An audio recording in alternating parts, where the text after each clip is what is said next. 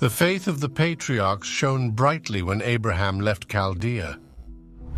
The city was magnificent and sophisticated, one of the most advanced in the world, but God told Abraham that he wanted him to live in a tent for the rest of his life.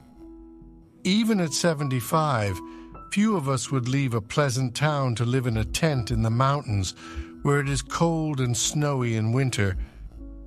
God instructed Abraham to leave everything and travel to a land he had never seen before. He would have to say goodbye to his family and friends. Abraham was obedient, despite his wife Sarah being 90 years old. He believed God when he told him he would have a son. The Hebrew word Isaac means to laugh. Sarah laughed when she found out she was pregnant at that age. Along the way, Abraham's faith was severely tested. 11 years passed after God's promise, and there was still no sign of her son.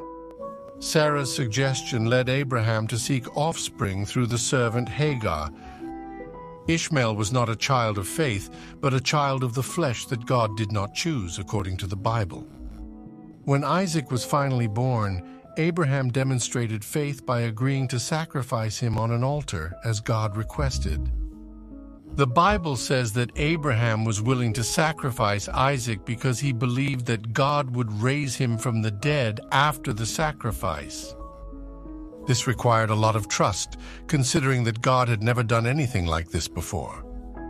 He reasoned that if God could bring Isaac back to life from his old body, he could certainly raise Isaac from the dead.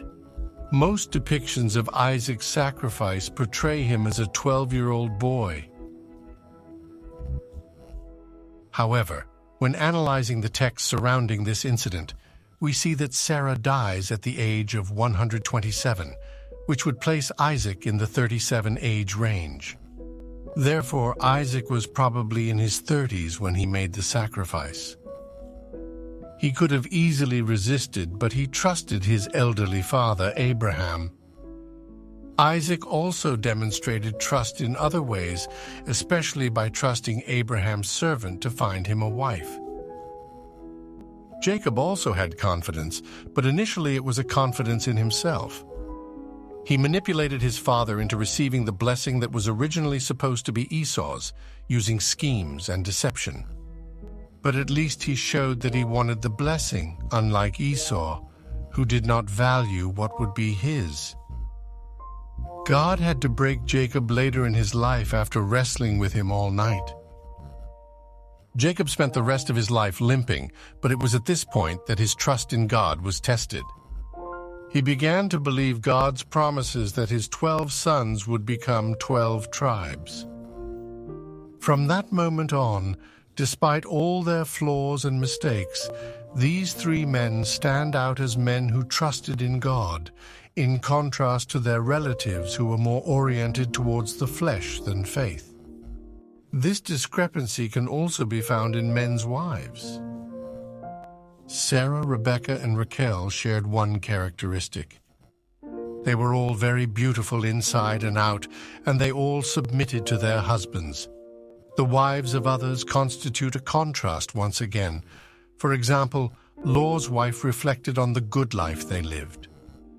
But she was judged by God and turned into a pile of salt for disobeying God's command. Christians continue to trust God's promise to Abraham. God began creation with a man and began redemption with a man. We are told that God established a covenant with Abraham, a theme that runs through the Bible until Jesus establishes a new covenant, which is remembered in the Lord's Supper. Here's a question for the day. What worship music makes you feel closest to God? Please put this in the comments section below. Remember to be strong and show love in the world. Please remember to subscribe, like, and share this video. Thank you.